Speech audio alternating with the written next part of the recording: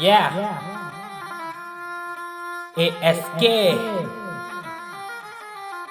Total money makeover. चलो आ जाओ personal finance बताओ, सारे मिथ करके क्लियर मीडियोक्रिटी भगाओ। कैसे बनते फकीर कैसे बनते अमीर, इस बुक के तरीके से तुमको सिखाओ। मान ले तू गरीब इससे मत कर डिनाय, कार लग्जरी होने से ना बनते rich guy. Debt credit card को अब कह दे बाय बाय, और शो ऑफ के लिए ना कर लोन पे तू बाय।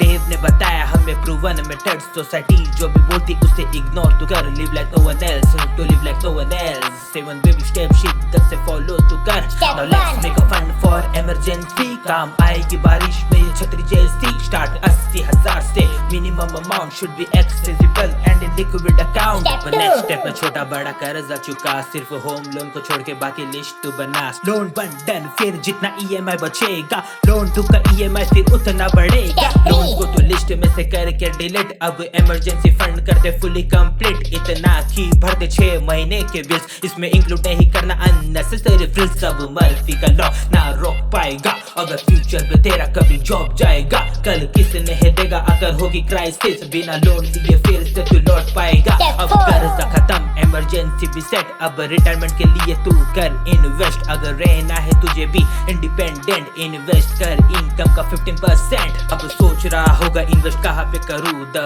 बेस्ट ऑप्शन कर म्यूचुअल फंड से शुरू। Now equally divide amongst this 4, international aggressive growth, income and growth. Future में एजुकेशन कॉस्ट है बड़ा, इसलिए बच्चों के कॉलेज का फंड तो बना। By building this account for big amount, future में खुद को लोन से बचा। अब जीतनी है तुझे अगर बाजी तो अटैक करना पड़ेगा तुझे हाथी को। अब हाथी का मतलब या होम लोन है, इसे खींचना नहीं है स्लो मोड में। ये फाइनेंशियल फिटनेस का क्राइटेरिया, खत्म करना होम लोन जैसे बैक्टीरिया। अब सारी कमाई सिर्फ तेरी है भाई, अब कहाँ लेके जाएगा इतना यूफोरिया।